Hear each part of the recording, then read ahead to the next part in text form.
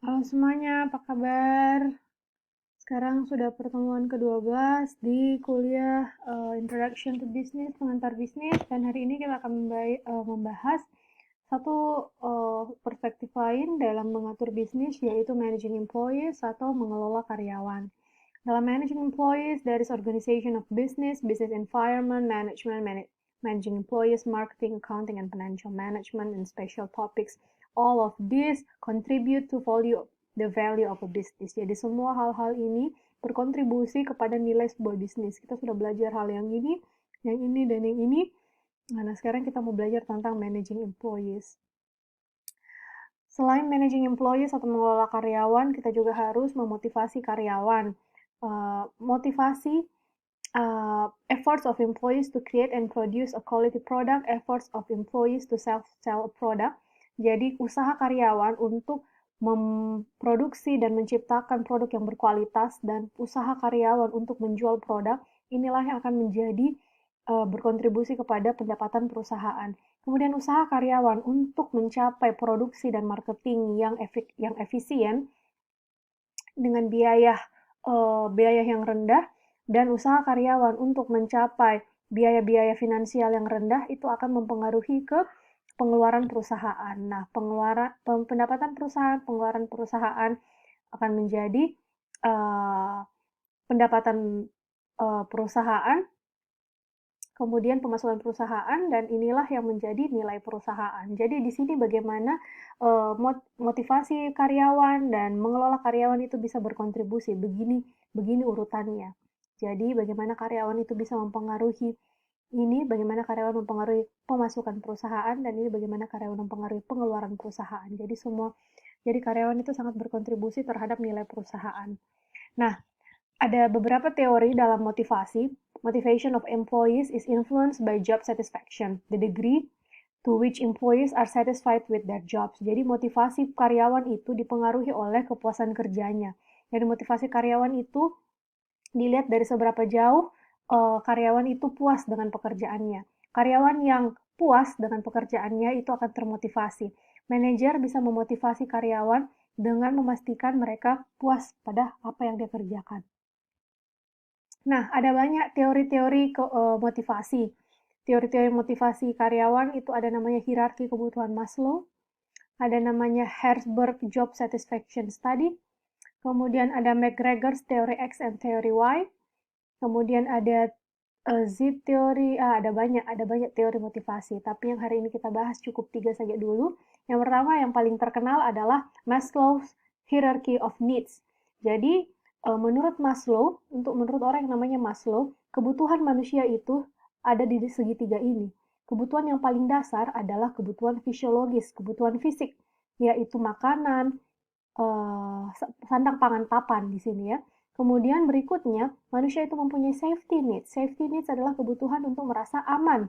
Jadi pekerjaannya harus aman, lingkungan kerjanya harus aman. Kemudian, lebih di atasnya lagi, kalau ini sudah terpenuhi, dia harus memenuhi ini. Kemudian kalau manusia sudah memenuhi ini, dia harus memenuhi ini. Social interaction, acceptance by others. Jadi kebutuhan sosialnya itu harus ada bersosialisasi, interaksi sosial, dan diterima oleh orang lain. Kemudian kalau ini semua ketiga ini sudah diterima, maka kita tahu, oh, esteem needs. Esteem needs itu adalah kebutuhan untuk dihormati, kebutuhan untuk mencapai prestis, kebutuhan untuk direkognisi, dan kekuasaan. Nah, kalau misalnya ini semua sudah dipenuhi, maka manusia bisa mencapai self-actualization atau aktualisasi diri. Disinilah maksimisasi potensi seorang manusia. Nah, sekarang kita sering mendengar bahwa di zaman COVID begini kita bisa melihat terasa sekali banyak orang kebutuhan fisiologinya saja dia belum bisa penuhi. Boro-boro mau sampai self-actualization. Untuk penuhi makanan, pangan, dan baju saja ada orang-orang ternyata yang belum bisa memenuhinya. Jadi itu di situ hierarki kebutuhan Maslow. Nah, di situ di ketimpangan ya kalau kita bicara terlalu luas ya, tapi tidak apa-apa kita anu sedikit. Jadi di situ ketimpangan terjadi, ada orang yang semua kebutuhannya ini terdiri sampai self actualizationnya itu sangat tinggi begitu. Nah, di situ nih tidak adilnya kenapa bisa ada orang yang sampai di sini saja kebutuhan yang paling mendasarnya saja dia belum bisa dapatkan, tapi ada orang yang semua dia dapat sampai dia bisa dapat ini. Ya, seperti itu. Jadi menurut Maslow, ya terlepas dari itu ya, jangan itu terlalu jauh. Menurut Maslow, hierarki kebutuhan itu uh, ini yang paling dasar dan ini yang paling tinggi. Jadi Maslow percaya orang membagi kebutuhan mereka ke dalam 5 kategori. Nah, begitu orang mencapai kategori kebutuhan tertentu, mereka termotivasi untuk mencapai kategori berikutnya. Jadi kalau kalian nanti, misalnya kalian sudah kerja ya, kalian pertama penuhi dulu pasti kebutuhan fisiologismu. Habis itu kau penuhi kebutuhan keselamatanmu, sosialmu. Nanti kalau sudah lama-lama kau sudah merasa terpenuhi semuanya, maka kau akan mulai mencari hormat, kau mulai mencari gengsi, kemudian lama-lama mencari aktualisasi diri, mencari pencapaian dalam hidup, kemudian mau menggali potensimu seluas-luasnya begitu. Nah, itulah kalau itu teorinya Maslow. Berikutnya ada namanya Herzberg Job Satisfaction Study. Jadi Herzberg bilang ada faktor-faktor yang terkait pekerjaan yang diidentifikasikan dan membuat karyawan merasa tidak puas dengan pekerjaan mereka. Jadi karyawan tidak puas kalau faktor kebersihan yang dapat memenuhi kebutuhan dasar dan mencegah ketidakpuasan kerja, seperti kondisi kerja, pengawasan kerja, gaji, keamanan, dan status. Faktor motivasi yang dapat mengarah pada kepuasan kerja dan motivasi karyawan itu seperti prestasi, tanggung jawab, pengakuan, kemajuan, dan pertumbuhan. Jadi, Herzberg Job Satisfaction Study, jadi Herzberg ini membuat penelitian tentang kepuasan kerja, dan dia bilang faktor-faktor ini bisa dilihat dari degree of job satisfaction. Jadi misalnya faktor seperti achievement, responsibility, tanggung jawab, rekognisi, kemudian bagaimana dia mampu untuk melanjutkan karirnya, pencapaiannya itu bisa terbagi dua kelompok. Apakah dia sangat puas atau ya lumayan puas. Kemudian reasonable work conditions, lingkungan kondisi kerja yang memadai, kemudian supervisi yang cukup, salary yang cukup, keamanan pekerjaan yang cukup, jadi pendapatan yang cukup. Nah, degree of job satisfaction-nya bagaimana? Kemudian kalau poor work conditions, kondisi kerja jelek, kemudian supervisinya tidak bagus, salary-nya rendah, kerja tidak aman, maka kepuasan kerjanya itu ada di sini. Jadi semakin tinggi kepuasan kerja, dia harus mendapatkan ini, dia harus mendapatkan pencapaian, dia harus diberi tanggung jawab, dia harus diberi rekognisi, direcognize kalau dia sudah achieve something, dia sudah berhasil memperoleh prestasi, kemudian harus ada advancement. Jadi dalam pekerjaan, orang akan merasa sangat puas kalau dia bisa ada jenjang karirnya, ada potensi karir yang bisa dia jajaki untuk kedepannya, jadi dia tidak berada dalam satu posisi yang sama terus-menerus. Nah, itu tadi Herzberg, kemudian ada McGregor's teori X dan teori Y, di mana teori ini mengatakan bahwa setiap teori memiliki persepsi yang mungkin dari pengawas terhadap pekerja. Jadi pengawas atau supervisor, memandang karyawan dapat mempengaruhi cara mereka memperlakukan karyawan. Perlakuan karyawan mempengaruhi kepuasan kerja dan motivasi mereka. Jadi teori X dan Y, ada pandangan supervisor terhadap karyawan mempunyai implikasinya. Jadi teori X bilang, employee dislike work and job responsibilities and will avoid work if it possible. Maka supervisor tidak bisa mendelegasikan tanggung jawab kalau employee-nya seperti ini. Kemudian teori Y, dia bilang employees are willing to work and prefer more responsibility. Maka implication-nya adalah supervisors should delegate responsibilities which will satisfy and motivate employees. Jadi di teori Y itu supervisor melihat, dia menilai bahwa karyawannya itu mau bekerja dan karyawannya itu prefer, lebih suka kalau dikasih tanggung jawab. Kalau misalnya teori supervisor memandang bahwa karyawannya sifatnya seperti ini, maka supervisornya harus memberikan tanggung jawab yang lebih untuk karyawannya supaya karyawannya itu puas dan termotivasi. Tapi kalau supervisor melihat karyawannya itu tidak bisa dikasih tanggung jawab dan tidak suka kerja, maka sebaiknya supervisor tidak mendelegasikan tanggung jawab. Jadi kira-kira teori X dan teori Y seperti itu. Kemudian ada lagi teori Z, based on the Japanese management style of allowing all employees to participate in decision making. Jadi ini style manajemen Jepang, di mana dalam teori ini semua karyawan itu diperbolehkan untuk berpartisipasi dalam membuat keputusan, semua karyawan. Jadi participation itu menurut teori ini bisa meningkatkan kepuasan pekerjaan karena memberikan karyawan tanggung jawab.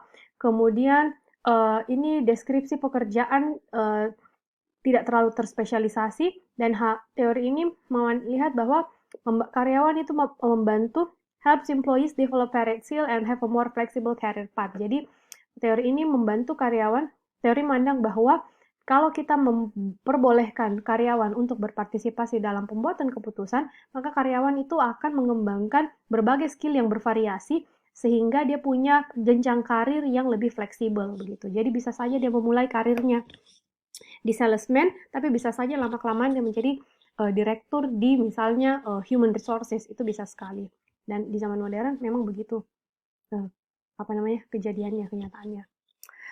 Kemudian hal lain dalam mengelola karyawan adalah developing a proper compensation plan. Jadi perusahaan itu harus mendevelop a proper compensation plan. Saya kembali dulu. Jadi namanya kita satu perusahaan itu, kita kan ada banyak sumber dalam perusahaan, ada banyak sumber daya, ada banyak hal yang harus diurus dalam perusahaan. Salah satunya adalah karyawan yang sangat penting. Nah, karyawan ini kita tadi sudah baca, kita sudah tahu kita harus motivasi karyawan. Nah, kita juga harus memberikan kompensasi. Kompensasi itu adalah insentif. Kompensasi itu adalah ya salah satu hal yang memotivasi karyawan untuk kerja. Kenapa kita mau kerja? Karena kita mau dapat uang, karena kita mau dapat gaji gitu. Jadi perusahaan harus mengembangkan rencana kompensasi yang proper, yang bagus. Nah, ini adalah guidelines for compensation plans that motivate employees. Jadi ini adalah guidance bagaimana kita bisa membuat rencana kompensasi yang akan memotivasi karyawan. Yang pertama, kita harus mencocokkan antara rencana kompensasi dengan tujuan bisnis. Kemudian kita harus mencocokkan kompensasi dengan tujuan spesifik karyawan. Kemudian kita harus menetapkan apa goal atau target yang bisa tercapai, yang achievable untuk karyawan. Kemudian kita harus allow employee input in the compensation plan. Jadi kita harus memperbolehkan karyawan untuk memberikan input atau kritikan atau feedback umpan balik dalam rencana kompensasi tersebut. Nah, ini kita lihat impact of new employee compensation policy on the stock price of Paychex. Jadi ada perusahaan namanya Paychex. Ya, kembali lagi yang contoh lama, tidak apa-apa, contoh saja. Makanya ini masih berlaku. Bahwa ternyata kalau misalnya karyawan itu mempunyai kebijakan kompensasi yang bagus, maka dia punya stock price juga, nilai perusahaannya itu akan menjadi semakin tinggi begitu. Jadi ketika kita mempunyai kebijakan kompensasi kepada karyawan baru yang bagus, itu bisa mempengaruhi nilai perusahaan. Nah, kemudian kita juga hari ini akan belajar tentang mengelola karyawan. Jadi karyawan, manusia itu kan ya hatinya seluas samudra ya. Kalau kita nonton A Marriage World, apa itu? Saya tidak nonton, terlalu pusing saya. Jadi A Marriage World itu kita lihat, wah hati manusia itu dalam sekali ya. Saya tidak nonton, tapi saya tahu bisanya dia selingkuh, ada pelakor apa. Kenapa ya?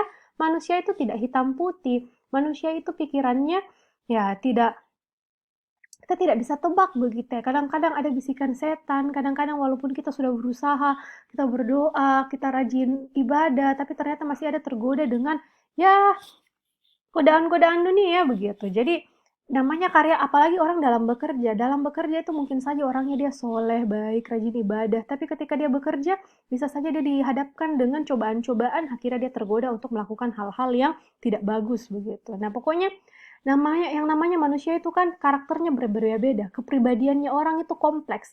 Saya selalu bilang manusia itu, ya bukan saya sih yang bilang, tapi maksudnya kan kita sering dengar, manusia itu hatinya seluas samudra, dalam sekali. Jadi kita tidak tahu apa yang dia pikirkan, apa yang dia mau. Nah, makanya perusahaan harus berusaha mengelola karyawan supaya mereka bisa bekerja dan mencapai apa yang perusahaan inginkan, yaitu ya memaksimisasi nilainya, memaksimalkan keuntungannya, dan dia mau karyawan sejahtera, perusahaan juga sejahtera, seperti itu. Jadi yang namanya mengelola karyawan itu ya tentunya bukan hal yang mudah begitu. Nah, mengelola karyawan itu berarti kita harus meningkatkan kepuasan dan motivasi kerja. Jadi tadi kalau misalnya kita hubungkan dengan hierarki kebutuhan Maslow, bagaimana caranya? Pertama kita penuhi dulu kebutuhan karyawan yang paling dasar, yaitu kita kasih dia makanan, kita kasih dia rumah, dan lain-lain. Dan yang terakhir, bagaimana kita memberikan dia respect dan kemudian dia bisa mengaktualisasikan dirinya supaya dia bahagia dan betah tinggal di perusahaan tersebut. Nah, hal yang lain adalah dalam mengelola karyawan kita harus memberikan empowerment atau pemberdayaan. Oke, saya lanjut ke part 2.